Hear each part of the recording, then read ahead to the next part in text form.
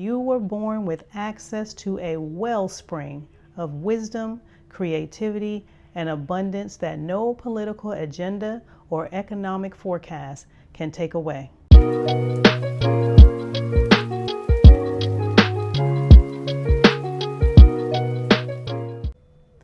Welcome back to Think It So, the podcast where we learn how our thoughts shape our reality. I'm your host, Robinette. Everything you experience begins with a single thought. If we learn to master our thoughts, we will master our world. In today's episode, we're unlocking one of the most empowering truths about life, the law of supply. Ask, believe, receive. We often think it's a flaw that humans are never satisfied, but it's actually part of our design. We are meant to grow, improve, evolve, expand, and unfold. As soon as we achieve one goal, another dream naturally arises. That's life working exactly as it should. We're all looking for something more, something better, more peace, more joy, more freedom. And here's the good news, and there's always good news. The universe is packed with everything we could ever need or imagine. The law of supply tells us we have a right to receive whatever our hearts desire, if our intentions are pure. Let's begin by looking at how nature already understands this law, because we are a part of nature whether we realize it or not. I'm an avid bird watcher, and I often spend hours observing their behavior, the way they interact with each other, and the way that they interact with the environment around them. I have learned a tremendous amount just by watching birds. One of the most powerful things that I've learned or noticed is that birds live by instinct. They don't hesitate or overthink. They just know where to go and when. They trust that their food supply will be where it needs to be, and they act accordingly. No panic, no doubt. Birds instinctively migrate thousands of miles at the right time each year, not because they saw a weather report, but because they're guided by an inner knowing that their supply will be waiting in a new place. They don't worry about food or shelter. They follow the rhythm of life and trust that what they need will appear. The same is true for many sea creatures. Whales, sea turtles, and certain species of fish migrate vast distances across oceans in sync with the seasons, instinctively knowing when and where their food will be in abundance. They don't doubt. They move with purpose, in harmony with nature's supply. Even trees know when to shed leaves to preserve energy and when to bloom again. Bears don't stockpile food in fear. They prepare naturally for winter, knowing spring will return with fresh abundance. In nature, supply is built into the system. Every living thing is guided by an inner connection to that flow.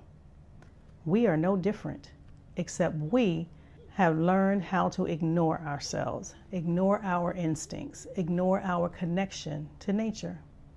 But long before maps and apps and road signs, people found their way by reading the world around them. Indigenous communities looked to the sun, the moon, and the stars to guide their journeys, migrating with the seasons, finding food, water, and shelter from the storm. They moved in harmony with the land, trusting the signs of nature and their own inner knowing.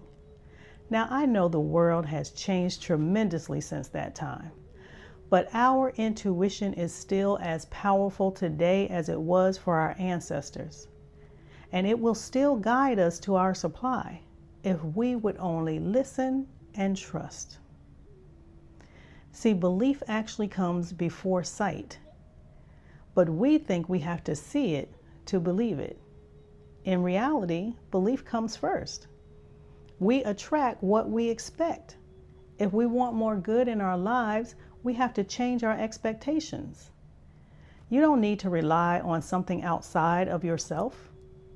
Your own thoughts, feelings, and imagination hold the key. Neville Goddard said, "Imagination is God in action." See, trusting in your own creative power is how you unlock more of the supply that's already available to you, because supply can't run out. Nothing in the universe disappears. It only changes form. We see this truth revealed in the ruins of ancient civilizations that archaeologists dig up. They dig up temples and tools and whole cities buried deep within the layers of Mother Earth and even under the sea. These remnants show us that nothing is truly lost, only transformed and hidden until rediscovered. The same principle applies to your supply. It may not always be visible, but it is never gone. Like a tree growing from an acorn, falling to the ground, becoming part of the soil, and then becoming firewood and warming a home.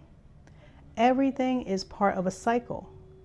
And yet society often tells us we're in a recession.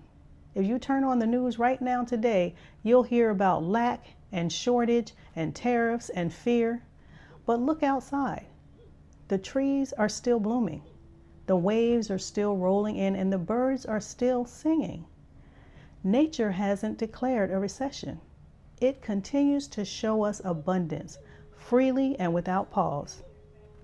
If we can believe that nature knows best, then we can be confident that our supply will always be in abundance. We are part of that same natural intelligence. When we align with its rhythm instead of society's fear, we tap into the truth. Supply never runs out. The same is true for wealth, love, health, and all forms of abundance. The supply is always there. If we don't see it, it means we're not aligned with the law. You see, demand creates supply. We experience this principle personally all the time.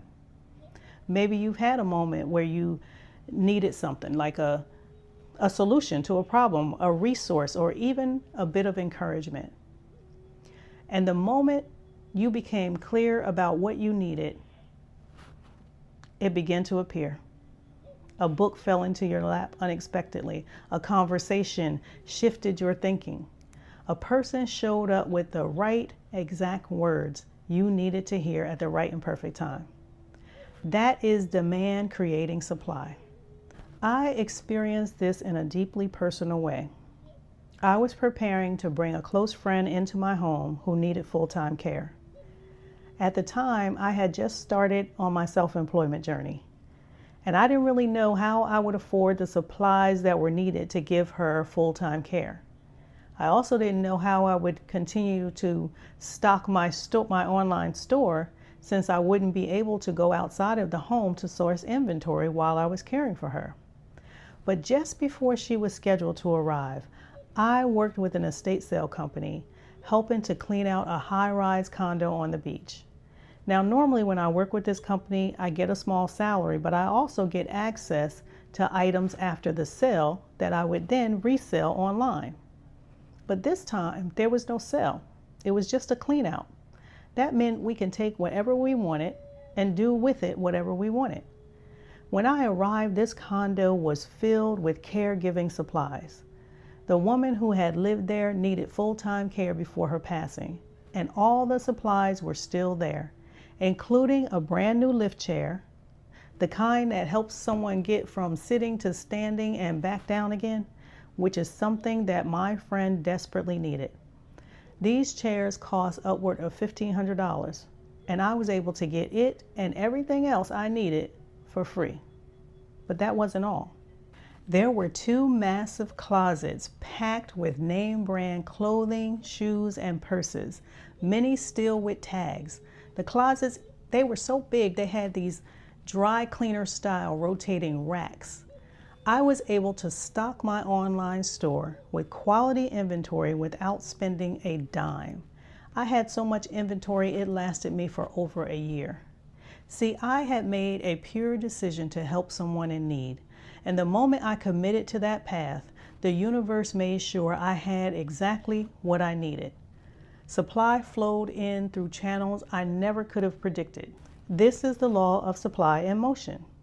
When our desire is aligned with purpose and we move with trust, the supply meets us, not always in the way we expect, but always in the way that we need. You don't have to chase it. You don't have to force it. You don't have to figure it all out in advance. Just take the step. Name the need. Trust the response. Supply will come. Ask, believe, receive. So I want to pause right here and give you my ask. Please take a moment to like this video. Your interaction with the video will help my channel show up and reach more people. If you haven't already subscribed, please consider doing so. This is my ask, and I do believe I will receive your support. See, our minds are magnets. We attract what we're mentally aligned with. If your mind is full of fear, worry, and doubt, you block the very things you're trying to attract. But if you're filled with thoughts of growth and gratitude and possibility, your mental magnet grows stronger. Your imagination is one of the most powerful tools you have. Use it to call forth new ideas. Ask your inner guide to reveal a new vision or a new solution or a new way to move forward. When inspiration comes, use your imagination to bring that idea into form. Picture it, feel it, walk with it. This is how thought becomes reality, by inviting it in and then believing in it long enough to make it real.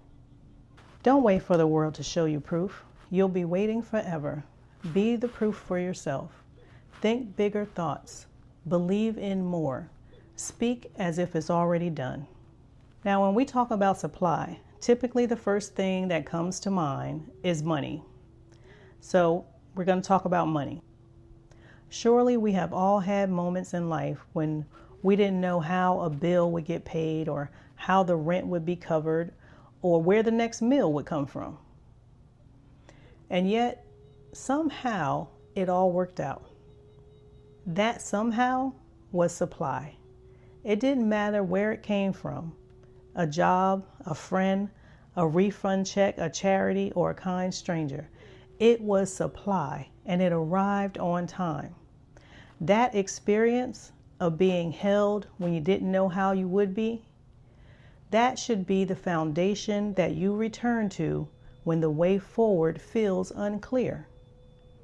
Trust that supply has always shown up for you. Trust that it always will, especially now. Trust is the key that unlocks the flow. Sometimes our fear around supply isn't even about what we truly need. It's about what we want. I can remember a time when I had over $20,000 in my savings, and I still found myself saying, I need more money. My bills were paid. I wasn't struggling.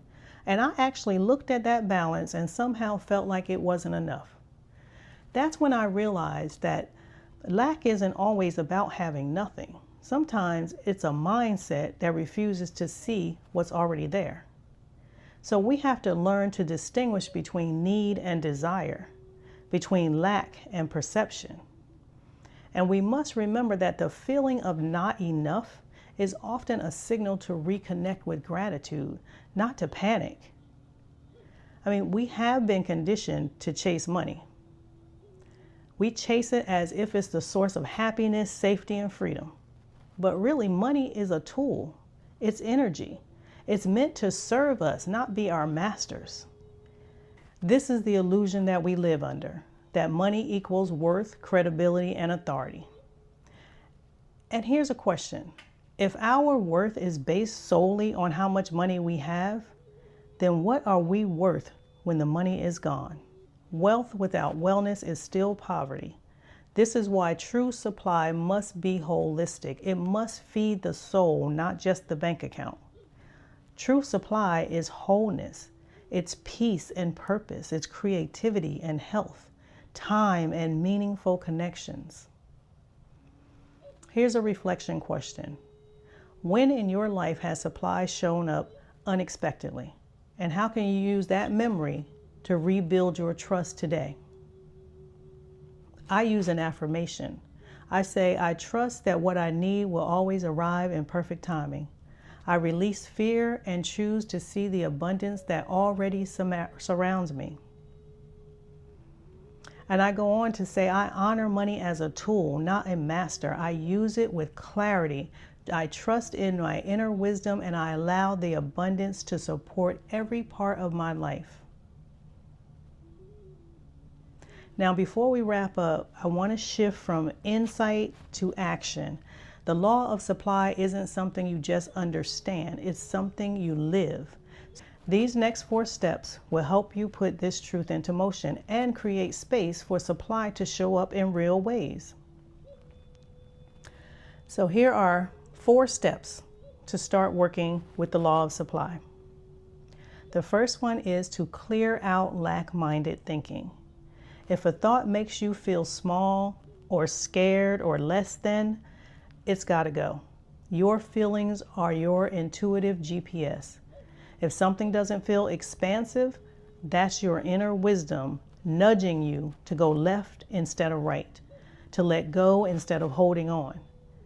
Every time you release a thought that shrinks you, you make space for one that empowers you. Here's a reflection question for this first step. What thoughts have been making you feel small lately?